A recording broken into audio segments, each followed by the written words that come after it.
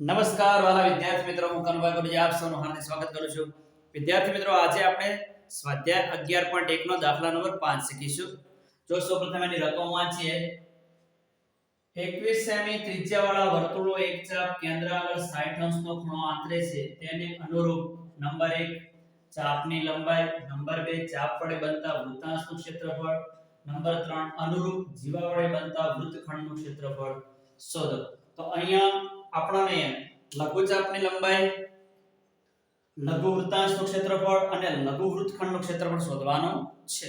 બરાબર. જ્યારે રકમની અંદર એકલા ચાપની લંબાઈ કીધી હોય તો લઘુ ચાપની લંબાઈ સમજવાની, એકલા વૃત્તાંશનું ક્ષેત્રફળ કીધું હોય તો ફક્ત લઘુ વૃત્તાંશનું ક્ષેત્રફળ શોધી દેવાનું, અને એકલો વૃત્તખંડ શબ્દ વાપર્યો હોય તો ફક્ત લઘુ વૃત્તખંડ જ શોધવાનું.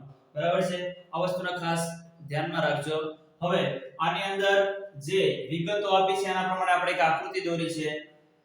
આની અંદર OA અને OB બંને ત્રિજ્યાઓ છે.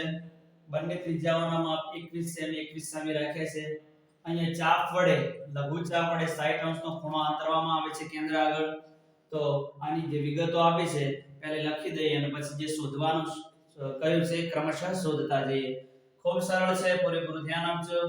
સૌપ્રથમ અહીંયા આ વર્તુળની ત્રિજ્યા r બરાબર 21 સેમી, એના પછી થીટા, થીટા એટલે કેન્દ્ર આગળ આંતરવામાં આવતો ખૂણો કેટલો છે 60 અંશ. સૌપ્રથમ આપણે લઘુચાપની લંબાઈ શોધવી છે. તો અહીંયા એનો ક્રમ આપીને શોધીએ.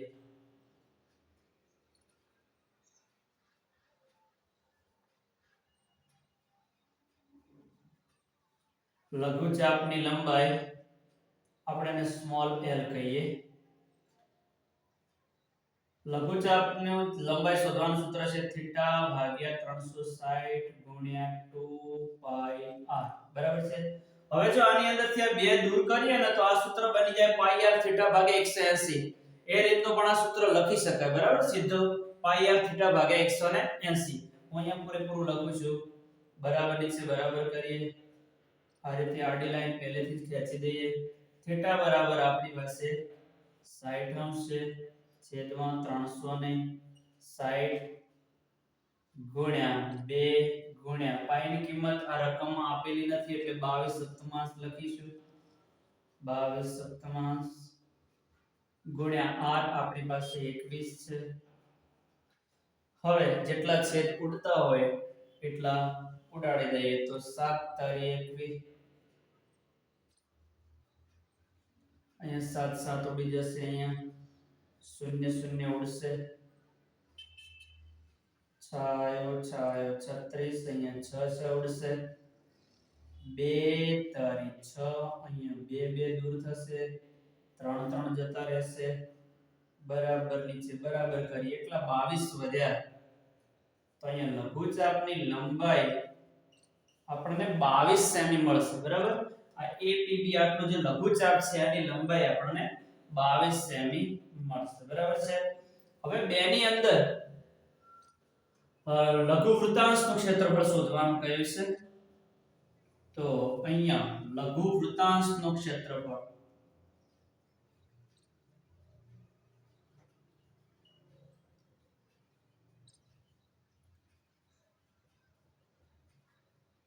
બરાબર. હવે લઘુ વૃત્તાંશના ક્ષેત્રફળનું સૂત્ર આપણે જાણીએ છીએ થીટા આધારે, થીટા ભાગ્યા 360 ગુણ્યા પાઈ r વર્ગ. પરંતુ અહીંયા આપણે એના સિવાય એક સૂત્ર આવું છે, 1 દ્વિતીયાંશ rl. બરાબર. તો એ મોટું સૂત્ર તમારે વાપરવું ના પડે.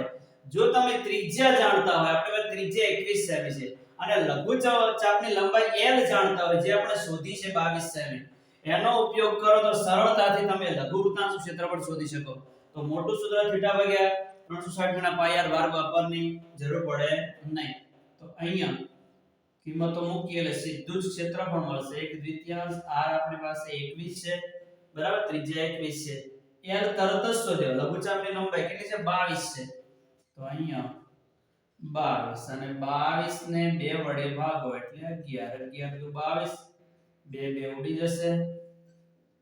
તો 11 એકા 11, 11 દુ 22, 22 ને 1 23, 231, સેમી સ્ક્વેર બરાબર છે. તો લઘુવૃત્તાંશનું ક્ષેત્રફળ આ રીતે સરળતાથી તમે શોધી શકો 231 સેમી વર્ગ. જ્યારે તમે ત્રિજ્યા અને લઘુચાપની લંબાઈ જાણતા હોય તો નાનું સૂત્રનો છે આનો ઉપયોગ કરી દેવાનો બરાબર છે. હવે નંબર 3 ટ્રિપલ આઈ એની અંદર કહ્યું છે વૃત્તખંડનું ક્ષેત્રફળ. એકલો વૃત્તખંડ એટલે અહીંયા આપણે લઘુ વૃત્તખંડ સમજીશું. લઘુ વૃત્તખંડનું ક્ષેત્રફળ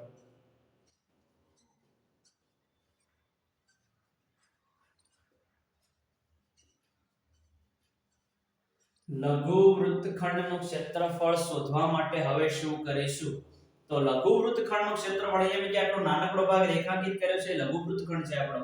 તો એના માટે આ જે લઘુ વૃત્તાંશ છે એના ક્ષેત્રફળમાંથી આ જે ત્રિકોણ AOB છે આ કોરો ભાગ આટલામાંથી જે કોરો ભાગ છે એ બાદ કરી દઈશું એટલે આપણને લઘુ વૃત્તખંડ છે આનું ક્ષેત્રફળ મળી જશે. તો આખા લઘુ વૃત્તાંશનું ક્ષેત્રફળ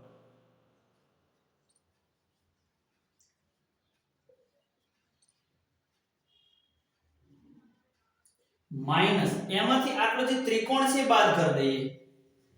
સમબાજુ ત્રિકોણ છે કારણ કે એ 60 સેમી તો આ 60 આ 60 ત્રણે ખૂણા 60 આવશે. આ 21 આ 21 આપણે 21 હશે બરાબર. આ સમબાજુ ત્રિકોણ છે માઈનસ સમબાજુ ત્રિકોણ AOB નું ક્ષેત્રફળ બરાબર. લઘુ વૃત્તાંશનું ક્ષેત્રફળ આપણી પાસે શોધેલું પડ્યું છે 231. એમને એમ લખી દઈએ 231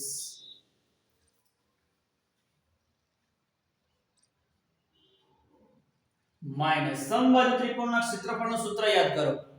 સમબાજુ ત્રિકોણના ક્ષેત્રફળનું સૂત્ર શોર્ટ સૂત્ર આપણે આવું જાણીએ છીએ વર્ગમૂળ 3/4 ગુણ્યા બાજુનો વર્ગ. બાજુ તરીકે OA કાં OB ગમે તે લઈ લો. ચાલો OA નો વર્ગ પણ લખી શકાય. અહીંયા ત્રિજ્યા r વર્ગ પણ લખી શકાય પણ આપણે OA વર્ગ અહીંયા લખીએ. હવે કિંમતો મૂકીએ તો 231 એમના એમ વર્ગમૂળ 3 છે અને આમ નામ લખી દઈશું છેદમાં 4.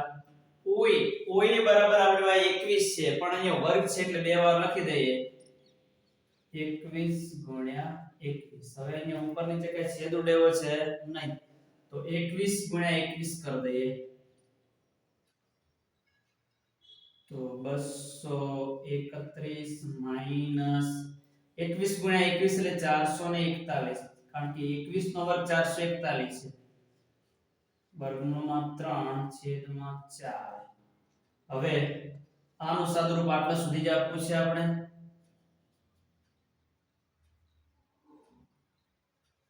સેમી સ્ક્વેર બરાબર છે. અહીંયા જો વર્ગમૂળ 3 ની કિંમત આપણને આપેલી હોય તો આગળ સાદુરૂપ આપો પણ આટલે આપણે આપીશું તો ચાલશે બરાબર છે. તો આ રીતે આ દાખલો ગણી શકાય સરળતાથી તમે ગણી શકો. અને વિદ્યાર્થી મિત્રો આ પ્રકારનું પ્લેલિસ્ટ બનાવેલું છે જેની અંદર જે આગળના દાખલા છે બધા મૂકેલા છે તો જેને જોઈને શીખવાનો પ્રયત્ન કરજો. અને વિદ્યાર્થી મિત્રો હજુ તમે મારી ચેનલ સબસ્ક્રાઇબ ના કરી હોય તો સબસ્ક્રાઇબ કરી દેજો. Thank you very much. ખૂબ ખૂબ ધન્યવાદ. જય મા સરસ્વતી.